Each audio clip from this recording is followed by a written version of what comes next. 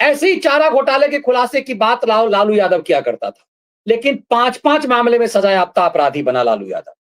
और ठीक उसी ढंग से इसकी भी बारी आ रही है और इसे भी लग रहा है कि ये मैं जो खेल कर रहा हूं उससे मैं बच जाऊंगा, पूर्व गवर्नर करके इसने लंबा ट्वीट किया। तो सवाल ये है कि ये बता करके कि ये मैंने ही इस घोटाले,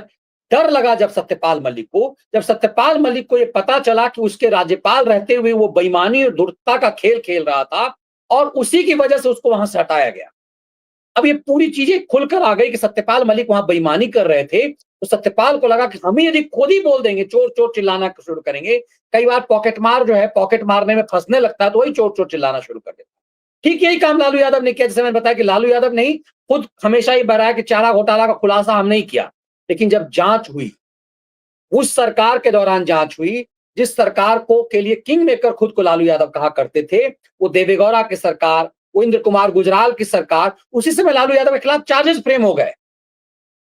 उसी ढंग से सत्यपाल मलिक का सच आना था, सत्यपाल मलिक को जेल जाना था, लेकिन चूंकि वो गवर्नर था तो सरकार अपनी छीछालेदर नहीं करना चाह रही थी, इसीलिए सत्यपाल मलिक की चीजों को ऐसा लग रहा था कि इग्नोर किया जा रहा था। लेकिन जब इसकी चुल्ल मची राष्ट्रपति उपराष्ट्रपति बनने के लिए और फिर ये उत्पात मचाने लगा, तो सरकार को लगा कि कम से कम इसका 5 साल का कार्यकाल पूरा हो जाए। अब तब आपको समझ में आएगा कि सत्यपाल मलिक जब खुद फंसना लगा, तो कई लोग ये कहने लगे, जब बिहार के गवर्नर थे अनुरंजन झा, जो पत्रकार हैं बिहार से आते हैं, नेशनल मीडिया में कई चैनलों के संपादक रहे, अनुरंजन झा ने ये साफ खोल करके कहा, जब बिहार के राज्यपाल थे तो मैं किसी कार्यक्रम में उन्हें गेस्ट बनाने का सोच रहा था, उन्होंने खुलेआम अपने बेटे की कंपनी के लिए ऑफर दिया कि भाई मेरे बेटे को ये ठेका दे दो। इस तरह का बेईमान और भ्रष्ट व्यक्ति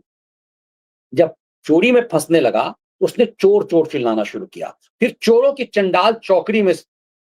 शामिल होकर के उत्पात मचाने की कोशिश करने लगा। तब यह समझ में आता है कि सत्यपाल मलिक जब फंसने लगा, उसने क्यों इस तरह का खेल खेला। अब यह बीमारी बनाकर का बहाना बनाकर के खेल खेल रहा है। महत्वपूर्ण ये है कि सत्यपाल मलिक जब अपनी जीवन की अंतिम लड़ाई लड़ रहा है, जब वो लगातार आईसीयू में है, ये लंबा लंबा पोस्ट उसके लिए कौन कर रहा है?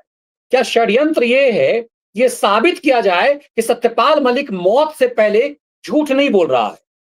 क्या सत्यपाल मलिक की ये स्क्रिप्ट सत्यपाल मलिक के बदले कोई और लिख रहा है, ये साबित करने के लिए कि अदालत में साबित किया जा सके कि मौत से पहले इसने झूठ नहीं बोला है?